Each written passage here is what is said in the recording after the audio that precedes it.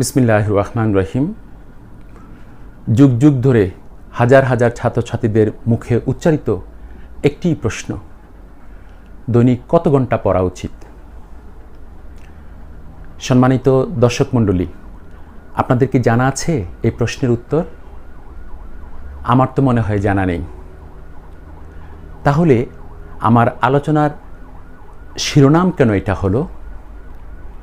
জি হ্যাঁ দর্শক মণ্ডলী, এই প্রশ্নের জবাব নিয়ে আমার মনে যে উপলব্ধিবোধ তৈরি হয়েছে তা শেয়ার করতে আমি আপনাদের মাঝে উপস্থিত হয়েছি। আমার এই মতের সাথে কারো যদি দ্বিমত তৈরি হয় তাহলে তার জন্য আমি বিনীতভাবে ক্ষমা প্রার্থনা করছি। আমি এখন মূল আলোচনায় ফিরে আসি। দৈনিক একজন ছাত্র কিংবা ছাত্রীর কত ঘন্টা পড়া উচিত? আসলে এটা ডিপেন্ড করে ওই ছাত্র কিংবা ছাত্রীর মেধাশক্তির উপর। একটি এক্সাম্পলের মাধ্যমে আমি বিষয়টি ক্লিয়ার করব। যেমন ধরুন 50 জন দৌড়বিদকে 10 কিলোমিটার পথ অতিক্রম করতে বলা হলো। এখন প্রশ্ন করা হলো, কে ফার্স্ট হবে?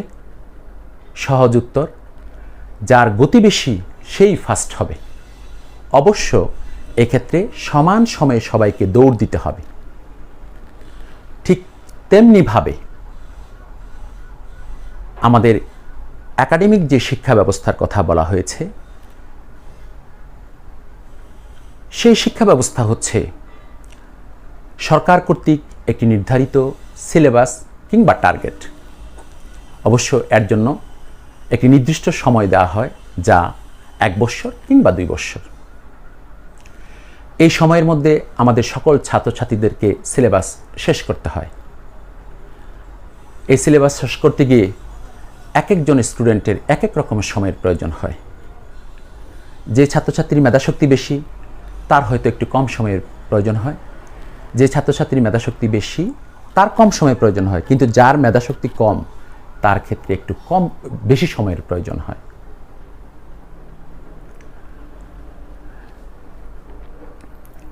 এখন আমরা মোটামুটিভাবে এই সিদ্ধান্তে উপনীত হতে পারি যে আমরা সকলেই কাঙ্ক্ষিত লক্ষ্যে পৌঁছতে পারব। তবে এক্ষেত্রে কারো একটু কম সময়ের প্রয়োজন হবে, কারো একটু বেশি সময়ের প্রয়োজন হবে। এবার হয়তো তোমরা আমাকে প্রশ্ন করবে, স্যার আমাদের যে মেধাশক্তি সমান নয় তার কি প্রমাণ আছে? হ্যাঁ, আমি তোমাদেরকে তার প্রমাণ দিচ্ছি। আমাদের প্রিয় নবী হযরত মুহাম্মদ সাল্লাল্লাহু আলাইহি সাল্লাম যখন হাদিস বর্ণনা করতেন তখন সাহাবীরা সেই হাদিস শুনতেন এবং সাথে সাথে লিপিবদ্ধ করতেন।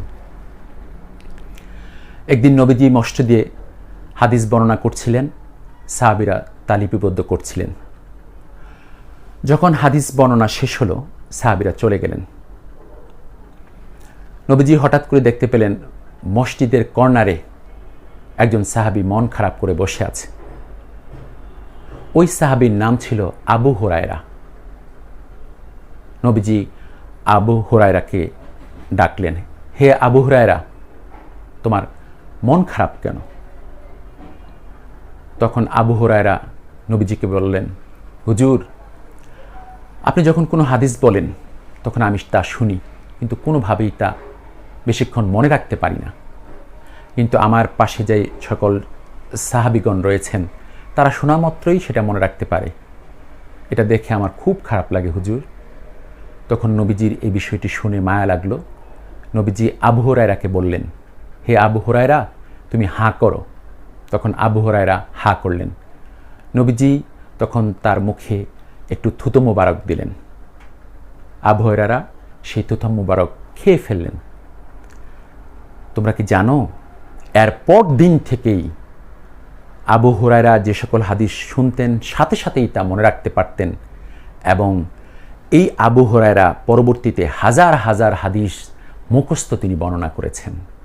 তাহলে দেখো, যে আবু হুরায়রার কোনো হাদিস মনে থাকতো না, সেই আবু হুরায়রার এখন হাজার হাজার হাদিস মনে থাকে এবং অনর্গল তিনি সেগুলো বলে যান।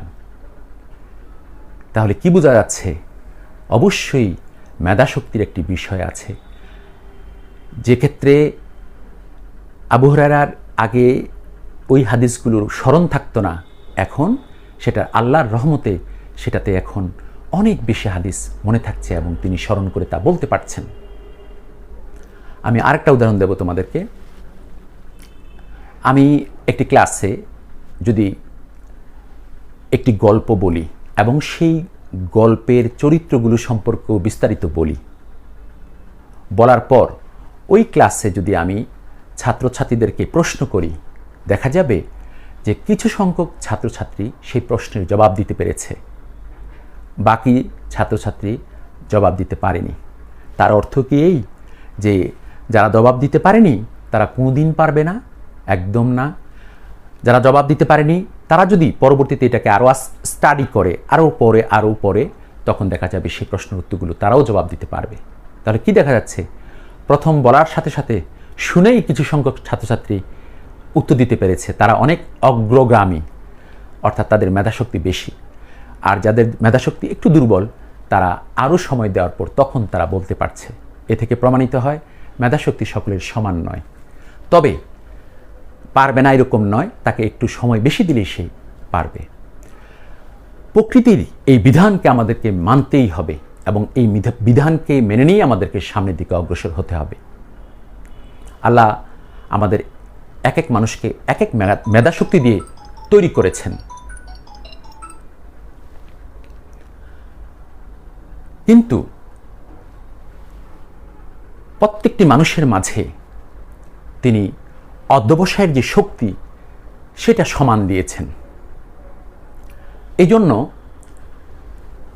কোনো মানুষের মেধাশক্তি বেশি থাকা সত্ত্বেও সে যদি অধ্যবসায় না করে, তাহলে দেখা যাবে সে সফল হতে পারবে না। অন্য আরেকজনের মেধাশক্তি কম থাকা সত্ত্বেও দেখা যাবে সে অধ্যবসায় করার কারণে সে কাঙ্ক্ষিত লক্ষ্যে পৌঁছতে পারবে। তাহলে এ থেকে আমরা কি সিদ্ধান্ত নিতে পারি? যে মেধাশক্তি নয়, অধ্যবসায়ী হচ্ছে সফলতার চাবিকাঠি।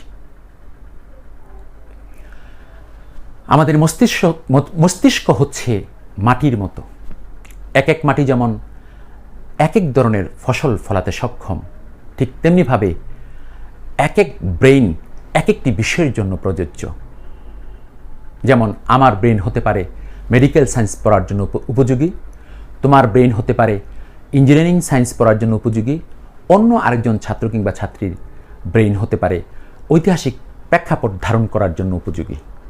এখন আমাদেরকে খুঁজে বের করতে হবে আমি কিসের জন্য উপযোগী।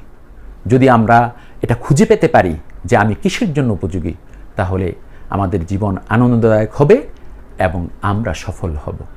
তাই আল্লাহর কাছে প্রার্থনা করব, হে আল্লাহ, আমরা যেটার জন্য উপযোগী আমরা যেন সেটা খুঁজে পাই এবং সেই লক্ষ্যে যেন কাজ করে যেতে পারি। এখন তোমরা হয়তো আমাকে প্রশ্ন করবে যে স্যার, দৈনিক একটা স্টুডেন্টের ন্যূনতম কত ঘন্টা পড়া উচিত? হ্যাঁ, একজন স্টুডেন্টের দৈনিক ন্যূনতম 7 থেকে 8 ঘন্টা পড়া উচিত।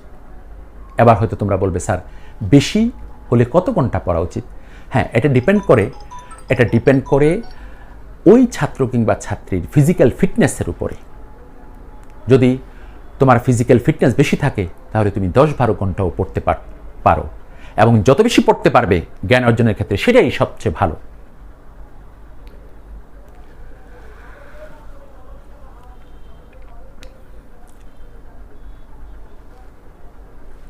এখন তোমরা হয়তো বলবে, স্যার, এত পরে কি হবে, এত পরে কি লাভ? সর্বনাশ কখনো এই প্রশ্ন মুখেও আনবে না।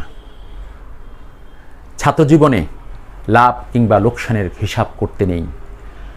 এই ক্ষেত্রে শুধুমাত্র একটিই হিসাব, অধ্যবসায়, অধ্যবসায় এবং অধ্যবসায়। যদি আমাদের আগে যারা জন্মগ্রহণ করেছেন তারা জ্ঞান বিজ্ঞানের চর্চায় লাভ লোকসানের হিসাব করত, তাহলে কি আমরা এত সুন্দর পৃথিবী পেতাম? কখনোই না। তাই তোমরা জ্ঞান বিজ্ঞানের চর্চায় তোমাদের অধ্যবসায়কে অব্যাহত রাখবে, তবেই তোমাদের হাত ধরে আগামী প্রজন্ম পাবে একটি সুন্দর পৃথিবী, এবং তবেই হবে আমাদের মনুষ্য জীবনের সার্থকতা।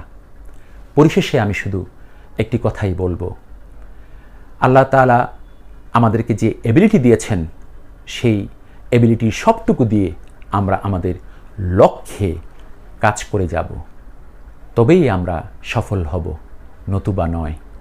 ধন্যবাদ সবাইকে। আল্লাহ হাফিজ। ফি আমানিল্লাহ।